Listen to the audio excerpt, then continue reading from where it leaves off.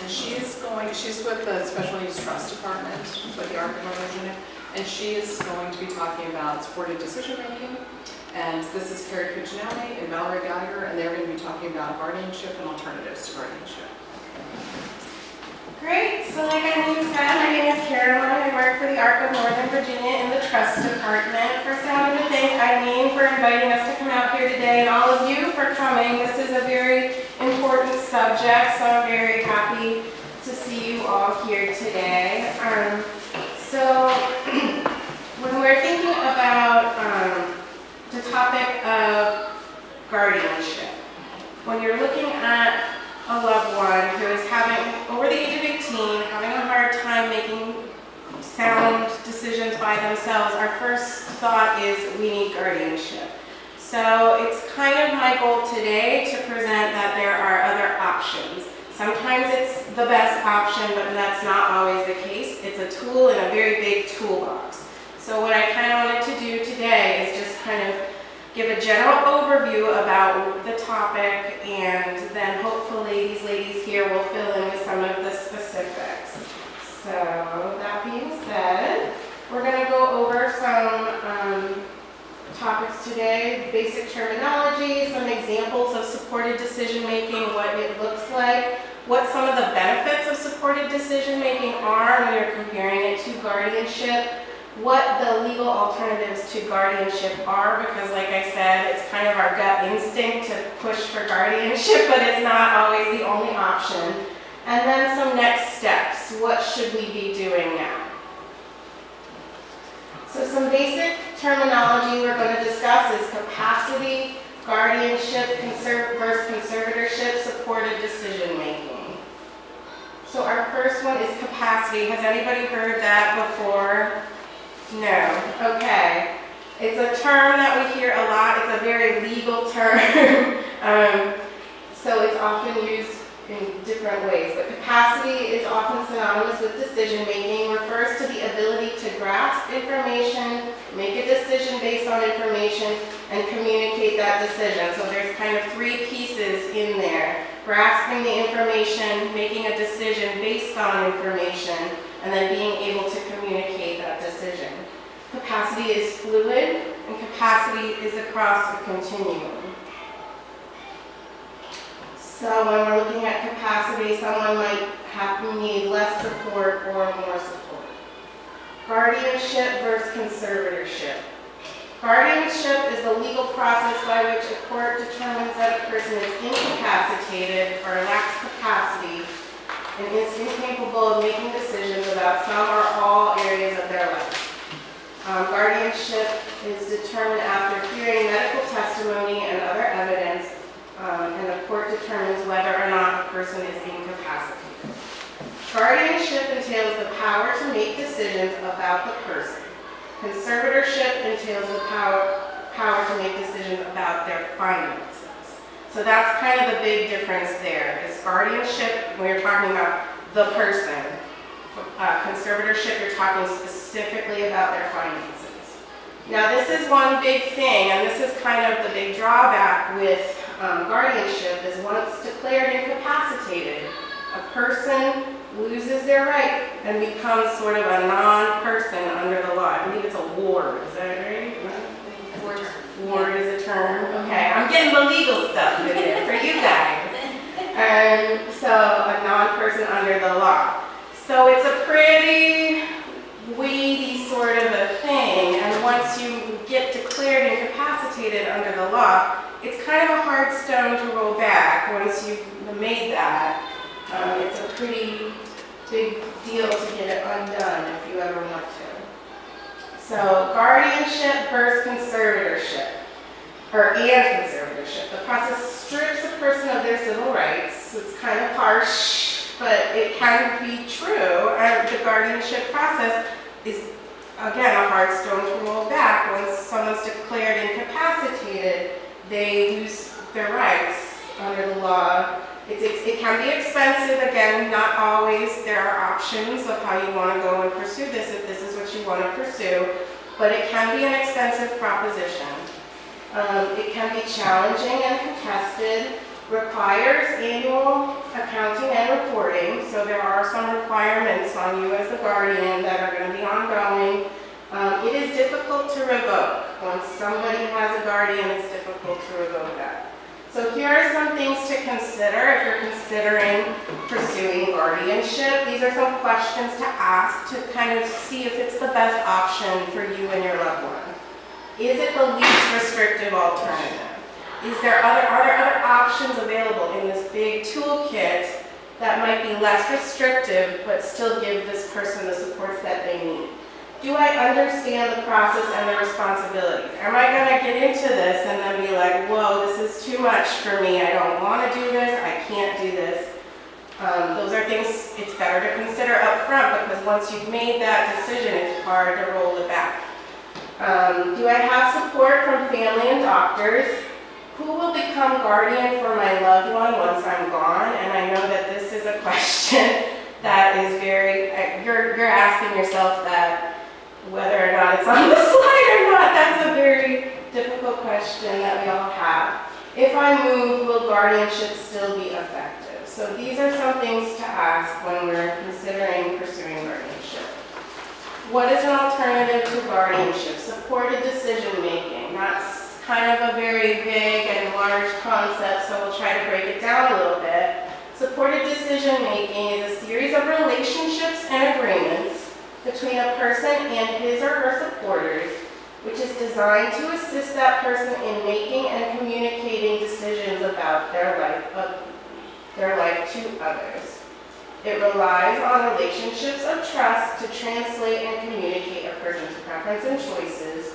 A supporter may also explain consequences of an idea to that person in a way that they can understand. It is centered upon listening to and checking in with the adult. It is putting aside best interest in allowing adults to make decisions, even if others may not agree with them. Supported decision making is an alternative to guardianship and a tool that helps a person make other legal alternatives to guardianship. So what does all of that mean? I like to equate it to the concept of dignity of risk, which is we're supported just like you would. So I'll equate it to myself. So sometimes I don't know, I need to call my mom and be like, hey, is this a good idea? I mean, it's a very natural support. Even typically developing adults need people in their lives, a support network, to kind of be there and help them make the best decisions possible. I still call my mom. Yeah, I did it this morning. Every day. Right, it's a very natural support, and so it's an option available to people with disabilities, and there are ways to kind of formalize that to make it a formal support in their life that is kind of less restrictive than a full-on guardianship. So all of these words, that's kind of what we're getting at, is how do we formalize the support network around this individual to support them without pursuing something as restrictive as guardianship. Again, it's not always going to be your best option, but sometimes it is. And so we're just talking about what options are on the table. So meet Maxwell. So Maxwell is an example of kind of the less positive side of full-on guardianship.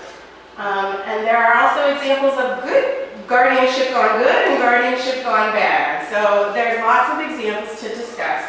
One of them is Maxwell. Maxwell was under the law incapacitated, had a legal guardian, was diagnosed with a disease and was offered a medical treatment, was able to understand and communicate, and what really, with the proper supports, was kind of able to understand what treatment options were available, and had a very strong opinion personally about which one he wanted to pursue. Unfortunately, that opinion conflicted directly with the opinion of his guardian, and that created kind of a situation where there was conflict. So the whole point of the story is if the guardianship can be very restrictive, and if there is an alternative, it's often best to kind of think about that. Takeaway, supported decision-making is about putting aside best interest models and allowing adults to make decisions even if others may not agree with them. Okay, what are some of the benefits of using a supported decision-making structure? Studies show that people who exercise greater self-determination have improved life outcomes, including living independently, working in the community at higher-paying jobs, being more likely to identify situations where they would be abused and less likely to suffer abuse, having greater financial independence, having greater community integration. So one of the things I was talking about with someone yesterday was the concept of learned helplessness. And there is somebody that I'm supporting currently who did not have a legal guardian for a long time and just recently was found incapacitated, now has a guardian. And I was talking to him because he's currently in a nursing facility looking to move out into the community. And I was like, so I was talking to him about, have you considered your options? Have you looked at all these places? And it was interesting, just like his general demeanor, he was like, well, I don't have a choice. And it was kind of heartbreaking to me because I was like, you do have a choice. And it really drove home to me that learned helplessness is real and it takes effect pretty quickly. Like he just felt helpless in this situation. And sometimes just knowing that you have that final decision, even if you make that decision in the context of very significant support, it can be powerful to just know that at the end of the day, it's my thumbs up or thumbs down. Like, that's a big deal. And so even if it's people hand-holding you all the way, it means something on a personal level, and it's empowering to be able to have that final say.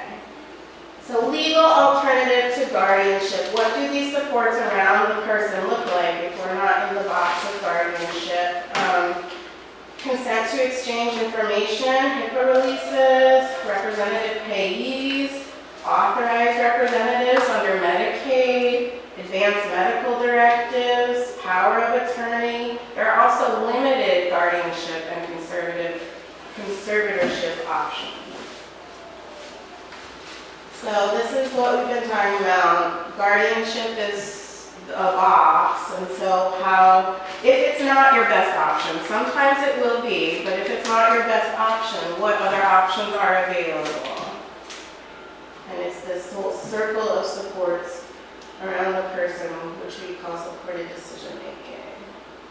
So this gives more details about alternatives to guardianship, advanced medical directives, and I'll defer to you guys, I feel like, for the specifics.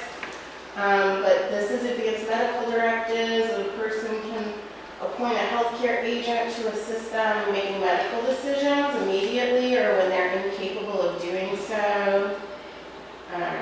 Power of attorney, I'm sure you all have heard of that. Legal document which allows an agent to manage a person's affairs and act on their behalf in making specific decisions. Could be financial, personal, or medical. One big thing with power of attorneys is making it a durable power of attorney, so it remains in effect even if the person is incapable. Limited guardianship or conservatorship. Guardianship and conservatorship doesn't have to be an all or nothing sort of a deal. It can be very specific. One of my favorite examples is only over contracts over $500, because that's a big concern for a lot of people, is making that contract for, I want to buy a car, and it's like, that sort of a thing. It comes up a lot, so that's one of my favorites. Only to establish a special needs trust. I work in the trust department, so we love that one there. It's an option to get guardianship or conservatorship just to establish a special needs trust. Only over certain medical decisions, like major medical decisions, like, if you want to take Tylenol, go ahead. But if you're going to get major elective surgery, I'd like to have some say over that, is an option. So what are some of our next steps? Encourage self-determination and practice supported decision-making now. Even if the intention is ultimately to pursue guardianship, it gets back to that whole learned helplessness piece. Anytime you can get people involved in making decisions, it's empowering. Supporting choice is empowering, and it's important to people's well-being. Create documents that detail for others how your loved one makes decisions and expresses their preference and wishes, including a letter of intent. This allows people to support the person that you love, even if you are not here or able to support them yourself. It's kind of a guide map to your loved one and how they like to be supported, so that those supports can be in place for them forever. Emphasize your loved one's capabilities instead of their incapabilities. If you're thinking about guardianship, or even when you're thinking about creating that circle of support around your loved one, if you're thinking about supported decision making, think about people who are trustworthy, dependable, calm under pressure, available, and have no conflict of interest when they're making decisions.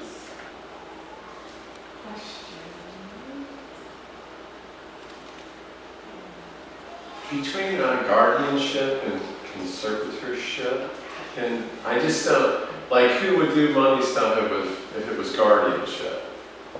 We're gonna get into that. They're You know. two separate roles. We're gonna get into that a little Okay, bit. all right.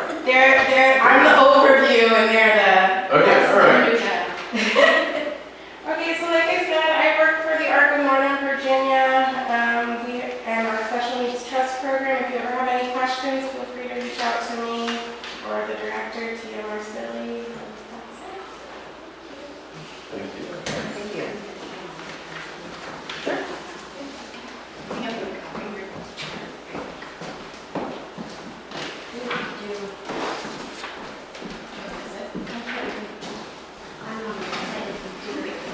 Move myself. We will answer your question. It's like, any questions? And now we're not. Sorry. Well, not that It's nice you have one. Yeah. Sorry.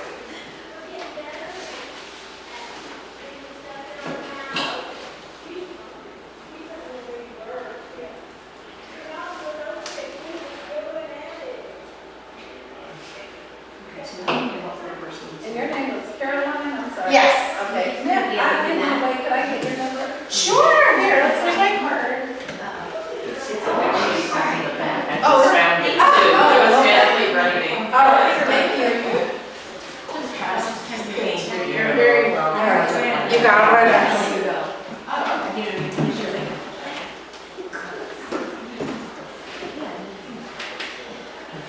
Okay, so we're going to get a little bit more into the details. We're going to talk a little bit more about the documents that Caroline talked about, the advanced medical, the power of attorney. But we're going to spend a lot more time drilling down on like the guardianship and conservatorship process. Cary and I are law partners. We merged together about a year ago. And we consider ourselves elder law attorneys that do guardianship for adults and kids with special needs. And we also are certified as guardian ad litem. So between the two of us and either petitioning or being guardian ad litems, we've been handling a couple hundred guardianships. So feel free to ask any questions while we're going on, just not your question. All right. Just not that one, and then we'll be good. We'll be good. She's the bad cop. I'll answer her. Can I ask a quick question before, are you licensed beyond Virginia or just for the state of Virginia? I am in DC, She's the overachiever. She's DC and Pennsylvania, New Jersey, but I don't do much in Pennsylvania, New Jersey, but I do We're in West Virginia, that's what I was West curious. Virginia. Oh. That's a good, yeah, that's different. Right. Where are you in West Virginia? Harper's Ferry, our son goes here Oh, to you're school. just right over the border. Yes. we have, but we're both members of the National Academy of Elder Law Attorneys, which then has a Virginia chapter as well. And so typically when folks are looking for referrals to other, Danny Staggers. oh It's Danny Staggers your way. yeah. Danny Staggers. Danny. Staggers. Okay. That's who our Virginia people, when we have those across the border, That's where we, And do you know where he is based at? not off the top of my head. Okay. But if you go, like Cary was saying, if you go to the, it's called NAELA. NAELA. Yeah. There's a tool where you can search by zip code, and, which is not to say that there aren't other people who do guardianship, conservatorship work, Right. that aren't, but we sort of feel like if you're a member of NAELA, then there's a seriousness to your practice that you're gonna be in good hands. Okay. With those folks. Okay, so, from our perspective, so we come from a legal perspective, what we know is that when someone walks in the door to us, everyone is presumed to have capacity. So we start from the person has capacity, and when we talk about capacity, we're talking about legal capacity, not other forms of capacity. And what doing, you know, all the guardianships that we've done is there are so many levels to capacity. And there's layers of it, and then there's beyond capacity, there's the ability to state a preference, which is different than legal capacity, but it's still being able to say, I like what Caroline was saying, I want to live here, or I want this, and you have to take that into consideration. Do they like chocolate ice cream or vanilla ice cream? And so that's part of it. So when we're talking about capacity, we're talking about legal capacity. And so when people walk in the door, it's presumed that they do have capacity. Okay, so what's maybe creepy to you is that the person who initially assesses capacity, when we're discussing do we do advanced medical directives and power of attorneys versus guardianship, is us, the lawyers, because we're listening to your story and deciding, okay, well, does this fit in on the legal side of things? Is this more of an advanced medical situation, or is this more of a guardianship situation? Obviously, if there's documentation stating this person has no capacity, then you know our discretion is kind of out of that box. But it's really a conversation that you have organically with that attorney about what's going on with your loved one, what kind of supports do they need. Can this be met with an advanced medical and a durable power of attorney, or does it need something more?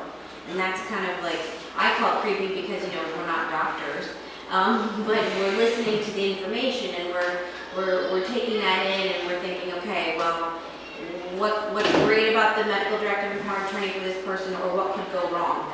And just talking about the pluses and minuses of doing the different types of things. And so we'll ask you often in the consult, if you're going for that initial consultation, what's the person's ability to, you know, when the doctor's talking about courses of treatment, how does the person, you know, are they taking it in? You know, I used to ask, and this is showing my age, about if they had to order a prescription for themselves, could they? But now CVS has really taken that away from us, because the doctor beams it in the air, it lands at the CVS, and then CVS automatically refills it. So no one does it anymore. So it's kind of taken away my questioning on that topic, but can they make change and that kind of stuff, and handling contracts. It's all these kind of organic questions that you kind of have to, you know, go through to get to that next point. Okay. So, like Caroline was saying, guardianship doesn't have to be the automatic because someone has a diagnosis of fill in the blank, right? So it's thinking about what does this person need. If it's appropriate to do an advanced medical directive, it's a document that has two parts. It has a healthcare power of attorney, and it has a living will. The healthcare power of attorney is that person, your loved one, naming you or someone else to act as their medical agent. That medical agent works with the loved one, the principal of the document, to talk to doctors, determine courses of treatment, you know, where they actually receive the treatment or where they're living, even down to visitation. So you want to think about that. That's actually in the medical directive as an authority of the agent, which depending on family dynamics might be important. It has the living will portion to it too. That's the one that everyone hears about, which is if you're in certain terminal conditions, what do you want done? Do you want the heroics? This is different than a DNR that you hear about. I don't know if you've heard about that, but DNR, do not resuscitate. An advanced medical directive is different. This is, DNR is more in that emergent situation.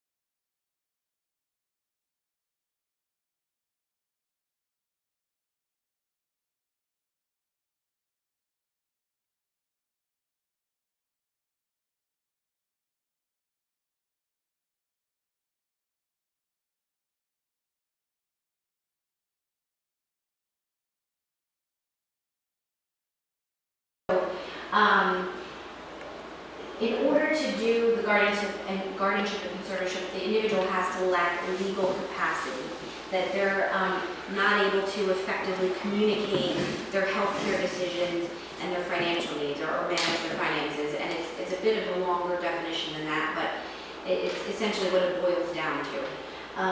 And so then we're in this arena. Okay, so this is just a quick overview. We're going to dive into each one of those more specifically, but it's a couple steps. You start with filing a petition coupled with a physician statement. The court's going to appoint a guardian ad litem. They're going to come out and meet with you. You have to, the whole process is designed to determine two things. Does the person meet the definition of incapacity as defined by the Virginia Code? And if so, then who should be appointed? And then we end up with a hearing. So we're going to break this down a little bit more. Just wanted to give you kind of an overview. Okay, petition. It's initiated by filing a petition with the court. It can be done 6 months prior to the child's 18th birthday. So is everybody, is this for everybody's children? Well, it's for my children, but mine is over that age. My daughter is 22. 22, and that's okay. It can be over. It just, you can start prior to 18 if you want to.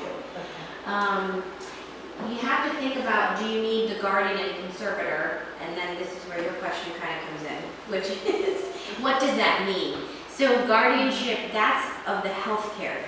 So that's everything we talked about in the medical directive. Some states just call it guardianship.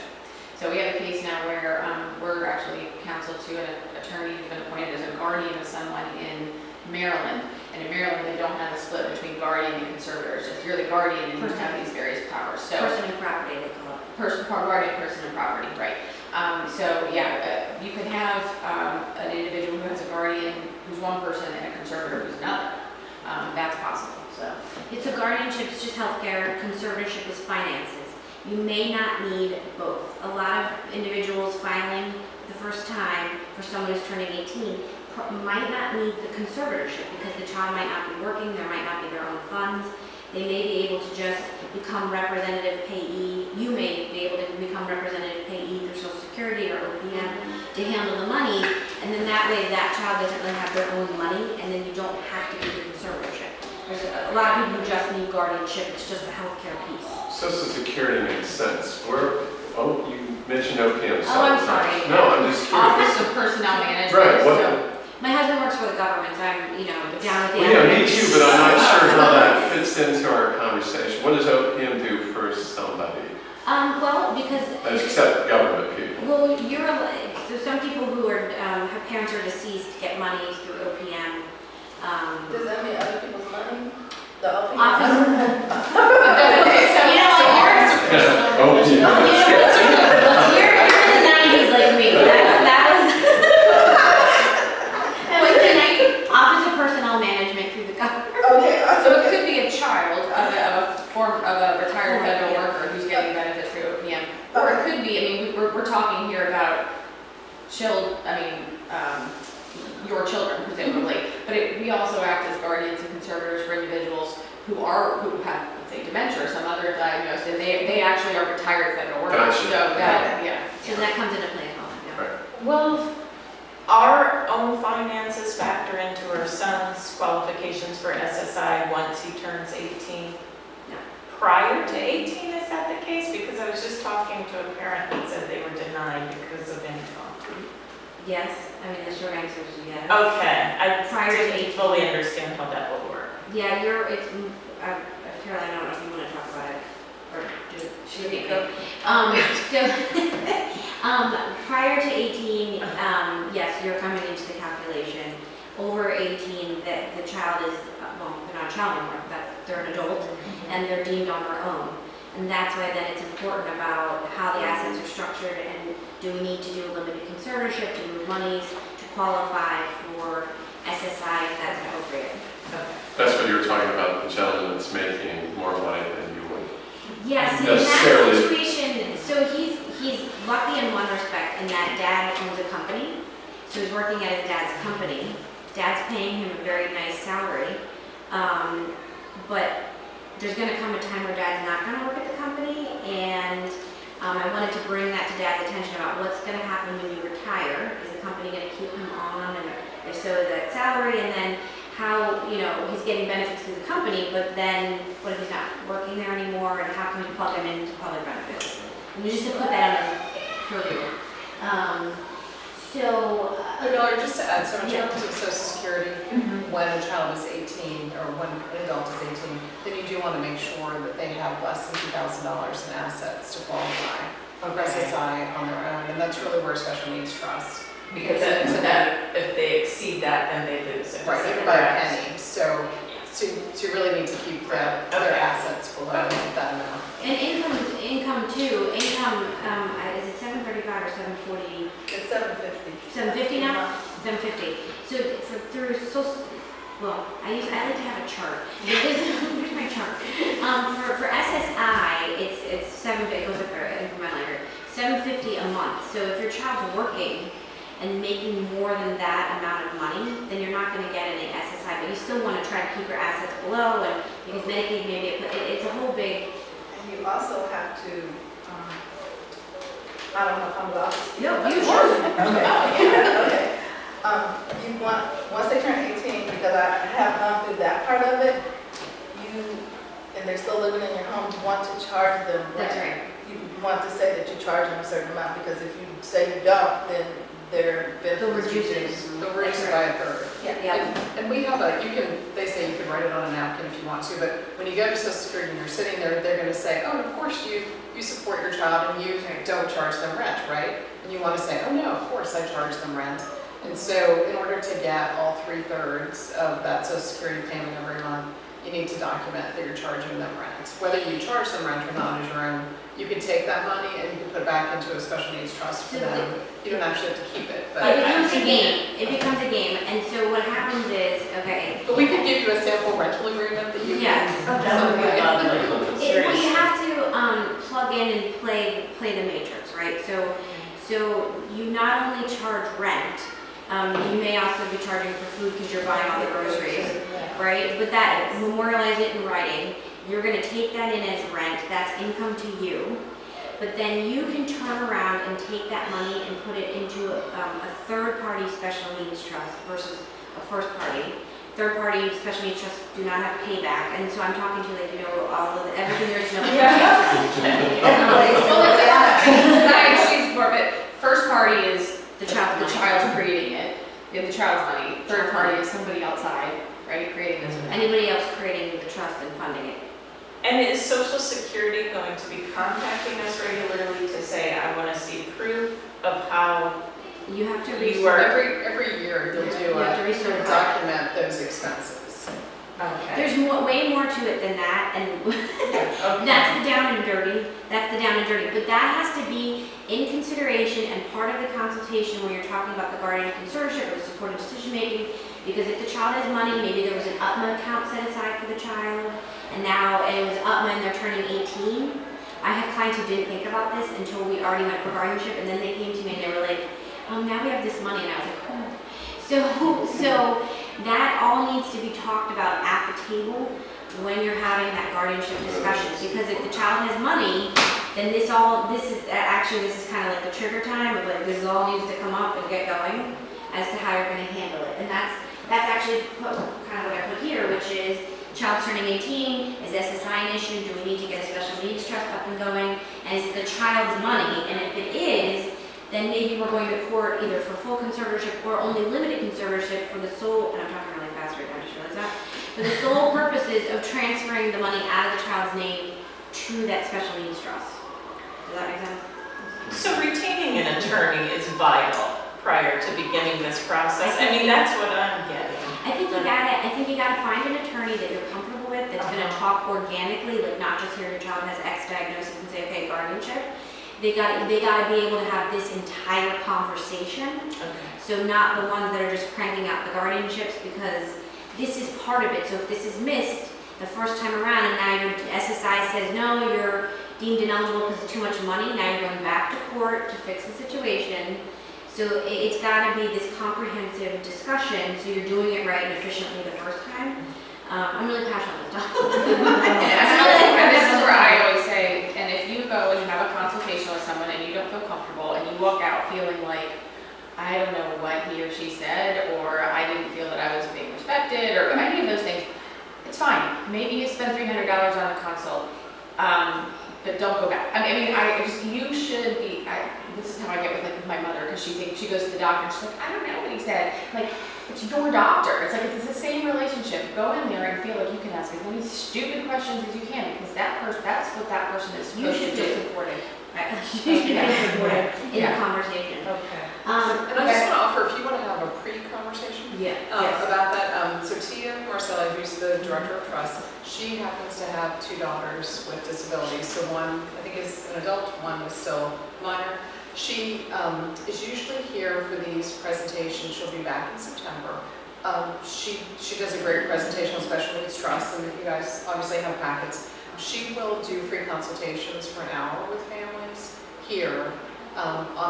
It's usually the 3rd Thursday of the month, but on the Thursdays that she's here, if you just go through me or you can contact her, and her business card should be in that orange packet. You can set up just a meeting with her and she can walk you through what special needs trust is. She can walk you through what the documents look like, but she also is a great resource with that chart of this is Social Security, this is the DU waiver, these are how all these things come together, just because she lives that every day and navigating that whole system. So from a mom's perspective, she's a great first person to talk to, and then yes, she can tell you to go find a good attorney to do.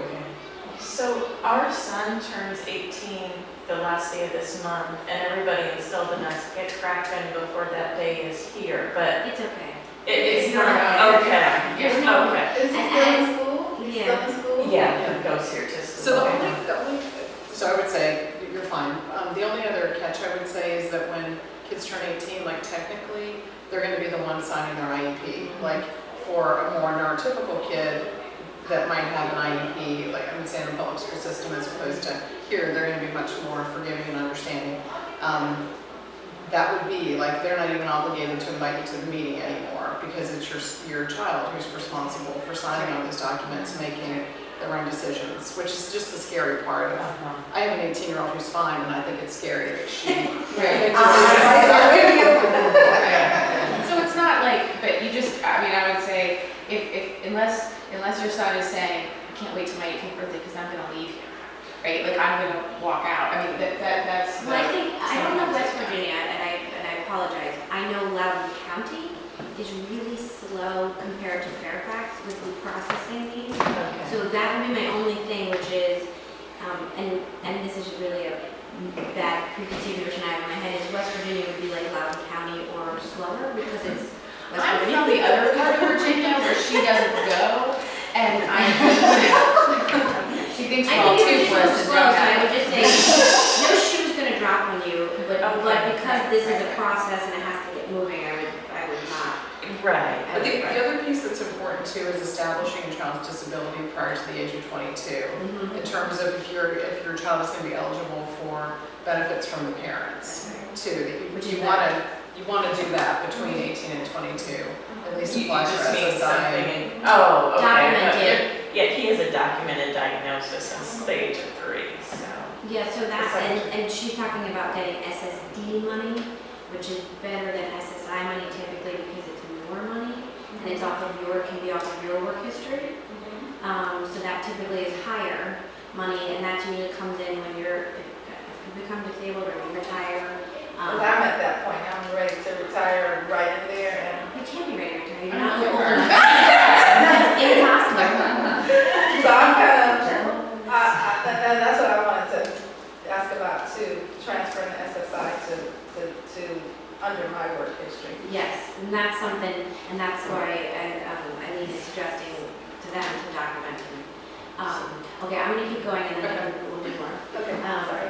No, it's good because they were small, so we Yeah, can talk. Okay, so this is kind of like what Caroline was talking about. There are some significant rights that could be lost, if you will, in the guardianship conservatorship process. That should be considered individually and these can be retained, or preserved, if you will, in the process. And so that's another part of the conversation with the attorney or whatever that you're having about which one of these should you be looking to preserve if appropriate. So it's the right to vote, and that I would put right in the petition. If you want to preserve the right to vote for your child, put it right up front in the petition that that's what you want, and have some sort of anecdotal evidence about why that should be preserved. Your child is very interested in politics, has voted it previously if appropriate, if that's applicable. If your family watches the nightly news every night, you have discussions about it, or you are involved in campaigns, those kinds of things. It's unconstitutional for the court to take away someone's right to vote simply because they're finding a need for a guardianship. It's unconstitutional. However, with that said, some of the judges, depending on the jurisdiction, you have to lay out the case because in their mind it is a bit synonymous.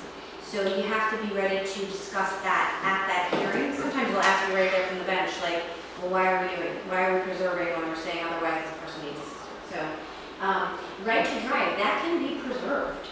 So, my example of the gentleman with the seizure disorder, he can't drive, but the gentleman we're talking about that is exploitable, he drives. So the right to drive can be preserved. I've seen the right to drive be restored. So maybe not initially, maybe they're not ready, but I'm trying to think of a program out where there's a camp like Marshall or something like that. Woodrow Wilson. Yes, I knew it was something. Where there's the whole thing about learning to drive and things like that. So maybe they've attended the camp and now they're ready to drive. It can be restored, and it's not that bad. It's not that painful. So it might initially go away, but it can be restored. Marital status. So the code section says that whatever the person is when they go under guardianship, married or not married, that's what they stay unless the court says, gives permission otherwise. So the right to carry a gun is taken away as well. I've never seen anyone be able to argue that they can preserve it. And I had an older gentleman who, he was more mental health. He came to court and asked to keep it. I remember him. Asked to keep his right to carry his gun with the judge. We're going to do that. I have an odd question about that. Is there a way to take away the person's right to carry a gun without taking away anything else? Because my son should not He ever just have said, access to a waiting with a firearm. permit. I have a concealed carry permit, I've never owned a weapon, I just wanted to get it because I could. But you're right. Yeah, well, that's a big issue. Yeah. I've never had anybody seek to have that, I don't know. No, I don't It's a think great so. idea. Not without finding of incapacity Yeah. or danger. It's a hot topic right now. The gentleman we were just talking about who drives, has been under guardianship for a decade. He drives his brand new Ford F-150 around, and we were just told yesterday, well, he does have his dad's gun in it. In the house. So Which we're makes gonna us check it out. really uncomfortable. I'm sorry, I've never seen that happen, and I think it would be very, very difficult to have that done. Okay, physician's evaluation. So when we go to file the petition, we are also attaching on a physician's evaluation with the petition. We have forms that we use. Some doctors are very familiar with it. They have their form. And it's filed under seal, which means it's not a public record. No one's going to be able to get access to that information. The petition itself is not under seal, but that physician's evaluation is. It can be done by a physician or someone licensed in the Commonwealth of Virginia who is skilled at the assessment of individuals with whatever the disability is that your child or loved one has, right? So if it's autism or Down syndrome or fill in the blank, if they go to a licensed clinical social worker, for instance, and they're used to dealing with and treating that person, they could fill out the physician's evaluation. It doesn't have to be a doctor. But sometimes it's easier just to go to the primary care and have them completed and whatever works. IEPs, I don't think really meet the standard for the physician's evaluation for court. However, I love them because they really help highlight the person's abilities or where they need help much better than anything else. And so I usually like to get them from clients, and then we file the petition consultation with the physician's thing, and then once the guardian ad litem is appointed, I send them the IEP. And that usually helps because it talks about maybe one of the IEP goals is like helping to make change, or, you know, all those kinds of, you know, what their job training is, and that kind of really highlights. Sure. It gives a lot more color than the physician's evaluation, which is a check box, yeah. And even if it's an old IEP, because I know sometimes people get a little nervous, oh, this is from, but it's something, and they give a little background in it, it's helpful to me. And it is helpful to, like, over the years, to save those documents for your child. I've seen cases where the school system just destroyed all records, and so you're going back and trying to find some documentation of disabilities. So if you have it, you're going to have it. The next topic is guardian ad litem, and Cary's very passionate on this topic, so I'm gonna let her talk. Oh, okay, do I have to stand up? You can see it. No. So, thank you. Communication officer starting again.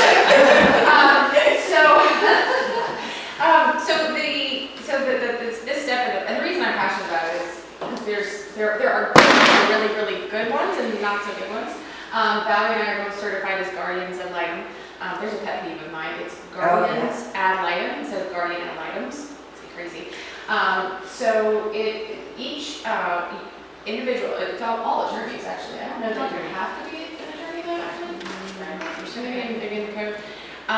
So to become a guardian ad litem, you take a 1 day or half a day continuing legal education course that certifies you to serve in that role. And then you shadow another attorney who is doing some guardianship cases. And so there's a list in each jurisdiction of those attorneys who are certified and have said to the court, I'm willing to serve as a guardian ad litem for the court. And so Valerie and I are on the list for all of Northern Virginia. And so when a petition is filed, there's a request made by the petitioner to appoint a guardian ad litem. That individual is tasked with serving the best interests of the individual. They are not the attorney for the respondent. That would be your adult child in this scenario. And their job is to basically be the eyes and the ears of the court, is what we say. Because the judge is not going to go out and meet your adult child in their home, the court appoints an individual attorney to go and do that, and to then report to the court formally in writing of what is their opinion of the two questions Valerie noted earlier. One, does the person need a guardian and or a conservator? And secondly, is the petitioner who is requesting appointment the right person to serve in that role or those roles? So the guardian, if we are appointed as a guardian ad litem, and in fact yesterday I got notice from the Fairfax County Circuit Court that I was appointed in a case. I happen to know who the petitioner's counsel is, an attorney who does a lot of cases for individuals who have adult children about to turn 18. So I'm anticipating that what I'm going to do in this case is to go and meet this young woman in her home. I don't know any of the facts yet, I haven't gotten the pleadings, but and meet with the respondent, this woman, and this girl, I don't know if she's 18 yet or not, and inform her. I'm statutorily required to inform her with a copy of her petition and a notice that says, it's in big 14-point bold type, there is going to be a hearing on the allegations in this petition, and your rights may be taken away, and it can be a little scary, right? And when I say they're good guardians ad litem and others who maybe are not, is you should expect, if a guardian ad litem comes to your home and meets with your loved one, that they're going to be, they have a duty to do certain things, and so it can be a little uncomfortable, but that person should make the situation as comfortable as possible for the respondent. So not to sit there and say, well, I can't go into that person's room and I'm not going to sit on the floor with him, or, sometimes you just have to do that to make that individual comfortable, but also inform them in as best they can what's going on. The fact is that the person that they're meeting with may not understand what's going on, and that's the other part of the job, is to kind of get to know that person as much, or get a picture of what's going on with that individual to be able to report to the court. I spoke with him or her, and this is what I observed. And so the person should be sensitive to that. So, what else? Well, and so don't, Yeah. when they're explaining it, they have to say that you have the right to be represented by counsel, you have the right to a jury, you have the right to present evidence on your own behalf, you have the right to bring your own witnesses, you have the right to cross-examine witnesses. And it sounds like this whole big thing, and I know this is the part of stuff that they have to say, and I know I see parents looking at the corner of the eye and like, why is she telling my kid all these things? Yeah. But we have to, just to check off the box to say that we did. It's important, and but And there are some cases where the person has, they're on that spectrum, right, that capacity spectrum, will engage with the person and say, well, tell me more about that, or, and so that creates I've also, she and I both read those rights to people who are in a coma, in a hospital bed, which seems ludicrous, but it's required, and so things can be very obvious. if you're looking to preserve the right to drive or to vote or to any of those things, I think you want to talk with the attorney who we're working with, but prep for that meeting before the guardian ad litem comes. Prep your child if you can, if that's something that you were able to do, about this is what's going to happen, this is what we're going to say. The guardian ad litem may come in and be really nice like us, and it will go easy. Some come in a little more like hardcore. They're not your friend. Yeah. They're not your friend, and you want to stick tight to what they're asking. I mean, don't be. I've had people be very weird with me because they didn't know how to take what I was going to do. Inviting, but yet don't tell them what you had for breakfast. It's just not necessary. You stick to the questions because of the people on the list, you don't know what you're going to get and how they're going to react to certain things. We're asked to leave the room.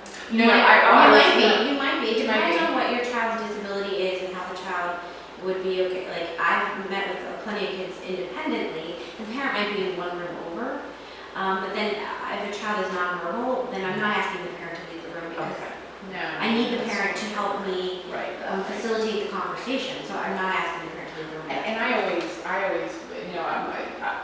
I'm going to have a conversation with the petitioner's counsel, the attorney for you, let's say, in this situation, before I go and meet and say, tell me the story. What am I walking into? Tell me what you're, and so that I have some preparation for what, and hopefully that attorney knows, they didn't just turn something off and say, I really have no idea. They just said they want to hurt each other. I'd like to talk to the parents if I can. Yeah. before I go in. Yeah. But everybody's different, and in Loudoun County, and when you're petitioning, you have the benefit of being able, the attorney can suggest a certain guardian ad litem, so hopefully then you are getting a better one, one with more experience. Other counties you don't get to do that, like Fairfax you can. I'm not sure about Virginia. The reason That's a I struggle for I've been in practice long enough to see the procedure and the process for that, at least in Fairfax, swing back and forth. At first you could write in who you want and file it with the court, and that person would get appointed. Obviously, there's a potential there for a conflict of interest. If Susie Smith is always going to sign off on everything and not do a overly diligent investigation, that's to my client's benefit. And the court didn't want that, so now we have a system where you can't recommend folks. And part of the reason I wanted Cary to talk about guardian ad litems is how they get paid. So guardian ad litems, if your child is what they call indigent as defined by Virginia code, then the guardian ad litem is paid by the state, the Commonwealth of Virginia. If your child is deemed to not be indigent, and that's usually in situations with special needs trusts and there's some money there, and again, that also depends on the dynamics between the guardian ad litem and the judge and you, but that child, if they're deemed to have money, then is paid from the child's money. There are one or two people on the list. a 17-and-a-half-year-old person is indigent. Well, there are one or two people on the list, and this is why it's important to kind of navigate around this, that take the position that you as parents are required to pay for their services. And so we try to advocate against that. And if we see that those people's names come up, we try to get away from this. Best we can. I've had fights, not fights.